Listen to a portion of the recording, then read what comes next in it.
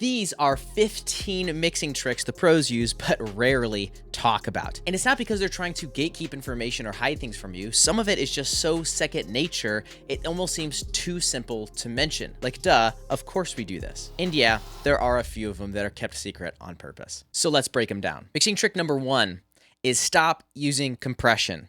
Kind of. Compression is a very powerful tool and we use it all the time, but it can be over-relied on if we're not careful. One of the mixing engineers for Billie Eilish said he didn't use compression for over 5 years, but he did something else. Watch what he has to say. For 5 years, I didn't use any compressors on any mixes, but I use like saturation, I use limiters, I use other types of dynamic control, but I did 5 years without one compressor on a mix. The compressor just limits dynamic range. It controls dynamic range, so you just automate, or you clip gain. Now that Pro Tools and Logic and Ableton have the clip function, like I would just go through a vocal and I would even out the vocals. Like, why do I need to compress a vocal when I can just like see the waveform and turn it up or down and make the thing cohesive? That's really cool. And he mentioned not over relying on compression. Now, compression is a powerful tool. It's awesome. I use it all the time, and a lot of professionals use it all the time, but an over reliance on it can make things sound just a bit robotic or even squashed. So what should we do instead? Just like he was mentioning, alongside compression, I will clip gain the vocal. You can see that I went up about 4.5 dB here, and here is about 0. If I put this back to where it was before, you can see that this waveform is significantly quieter than this section, and it just creates an inconsistent vocal. So what I did was I turned this up by around 4 dB, so that way when it goes into compression, I'm not having to compress too hard, and it sounds a lot more natural. But to stand, to suffer, to serve. Mixing trick number 2 is parallel saturation on vocals. Parallel processing is a very handy tool because you get to keep the main instrument or vocal or whatever you're trying to parallel process, and you get to have a separate one that's right next to it. So parallel saturation on vocals would look something like this. A main vocal that's clean, then you could split the signal and run a super distorted section right next to it. This keeps a clean vocal while allowing it to pop in the mix a little bit more. On my vocals, I have a P-sat bus, which is basically standing for parallel saturation. And on that, I have some distortion or saturation that's saturating this a significant amount. And then right after, I have a little bit of EQ cleaning up a lot of that mud and a bit of that brittle top end.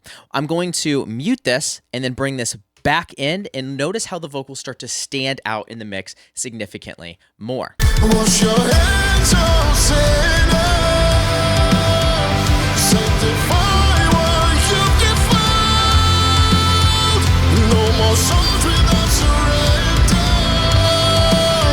No more worship. Now, on average, that would sound pretty gross by itself, but blending it alongside the main vocal allows us to get that super distorted high end while still allowing us the clarity of that vocal. And mixing trick number 3 is the Ptech Punch. This is one that actually gets talked about a little bit, but I still don't think it's talked about enough. The Ptech is a passive EQ that really has a lot of characteristic to it, and it got its name, and that Ptech Punch gets its name from the Ptech EQ. You can boost the low end around 60 hertz and attenuate that same section, and it creates this really interesting curve in the low end that just gives a bunch of punch. So boosting and attenuating about the same right at that low frequency of 40 to 60 hertz will just make things sound like this. So with it off, on, I was going to burn. I was not safe to stay safe. really adds a bunch of thickness to the low end of the entire track. You can even put this on drums or even individual buses or individual instruments if you want, but it's really known for putting it on the master bus. Mixing trick number 4 is crank the darn knobs. I used to have this mentor who was super talented at what he did, and he would always tell me as I was making adjustments to things, he'd say, Andrew, no one's gonna die. Crank the darn knobs. Because the thing is, you don't have enough context to know what this is actually sounding like. A lot of you guys are tweaking compressors or EQs at 0.5, 1 dB, trying to hear a difference. What you should do is crank the knob all the way up, all the way down, instantly get context on what it's supposed to sound like, and then you could dial it back to a more musical level. This is also helpful with compression. You can put compression at a 20:1 ratio or the highest ratio you can possibly set, adjust all of your other knobs, and then you can dial that ratio back to a more musical level. Every professional that I've ever met cranks the knobs, and they make quick, aggressive decisions. Don't be scared of it. no one is going to die. Mixing trick number 5 is saturate everything. Back in the old days, we had analog boards. Now we have digital everything. Now, digital's great, but it also can sound a little bit stale. Adding some simple saturation or even some analog modeled gear with distortion circuits like the distressor can be really helpful to add a bit of vibe back into your music. That vibe is really just saturation. A little bit of grit can go a long ways. It's subtle, but across a lot of tracks can really make a big difference. Mixing trick number 6 is mix through a limiter. I love top-down mixing. Top-down mixing basically means starting at your master bus and working your way back. At the very least, I recommend mixing through a limiter because it immediately brings things up to a level that is a bit more competitive. If you are mixing, then sending stuff off to mastering, and then having to go back into the mix, if you mix through a mastering chain, or at the very least a limiter, this can solve a lot of issues for you. Once the gauge staging is set up properly, all you have to do is throw a limiter on your master bus, crank up the gain a little bit,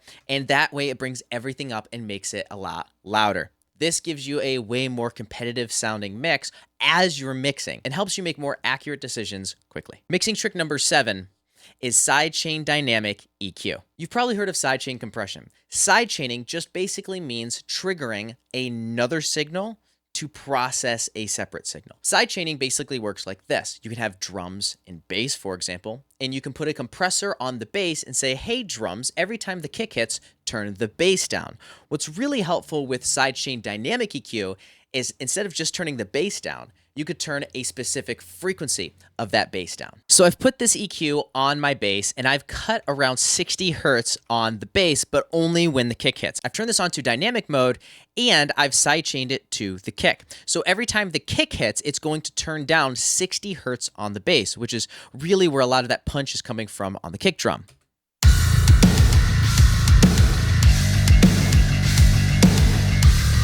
It just helps us get some clean low end. And you can do this with literally anything you want, but I typically use this on the low end, mostly for my kick and bass, just to make sure that low end is sitting where it's supposed to. The next mixing trick is high passing your reverb sends. On your reverb send, you can add an EQ, cut some of the lows, and cut some of the highs. A lot of these lows just don't need to be there. It's a lot of buildup from your vocals. And so if your reverb is getting in the way of your vocals or anything else, you can cut a lot of that mud down in the low end.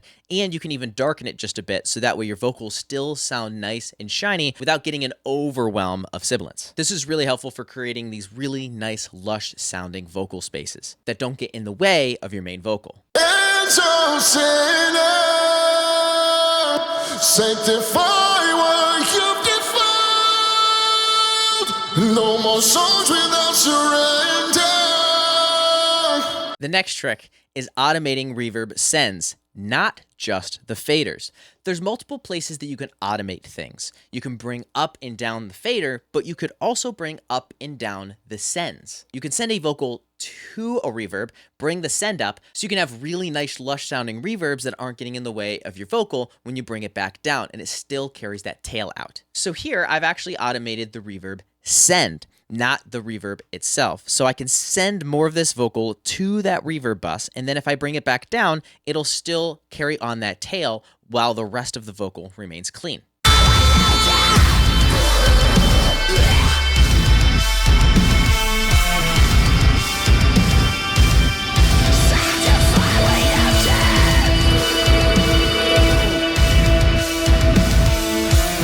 And even if I automate it down just like that, it's still carrying on. But any vocal that comes after that will sound really nice and clean and not overwhelmed with reverb. And now the next mixing trick is mute to improve. A lot of times you just have too much stuff going on in your sessions. One thing I've seen pros do all the time that they just forget to mention is the fact that they mute things all the time. I've seen professionals mute things almost more than they solo them. If your mix is not working, muting might just be the secret. So go through, mute tracks one at a time, and see if your mix actually cleans up. Mixing trick number 11 is to distort the room mic. This is mostly specific to live drums, but it's something that I use all the time. When it comes to drums, your clarity comes from the close mics, but your punch comes from the room mics. And so I really like adding a lot of compression and adding the distortion circuit on the distressor and maybe even some saturation on after that, really getting some grit out of those room mics.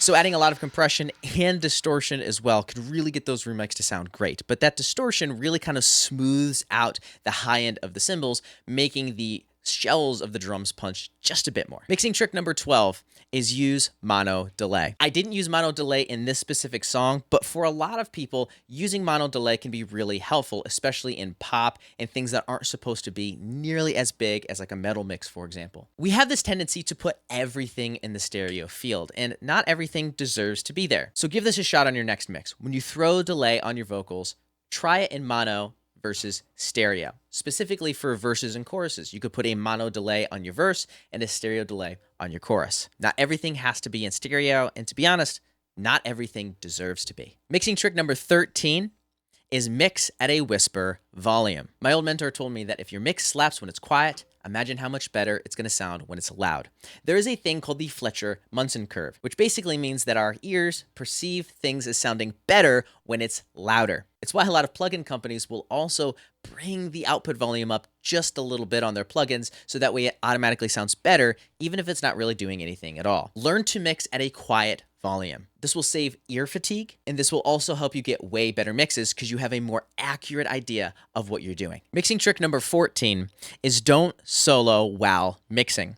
Your music is meant to be heard as a whole, and unless you're doing something very specific, don't be making EQ adjustments or compression adjustments all by itself. No one is going to listen to this stuff in solo anyway. Your music is meant to be heard as a whole. So if you're making EQ adjustments on the guitars in solo, but it doesn't fit in the mix as a whole, you're actually doing a disservice to your song. These guitars here are significantly darker than I normally have them, but as I was making EQ adjustments in the context of the mix, I realized they almost had to be. I have this bass here, I have this synth that's being layered along with the guitars, I have some other synths as well, and the guitars, and there was just too much going on in the high end, and I had to make a sacrifice. So the guitars are typically darker than I like, but it fit the mix so well.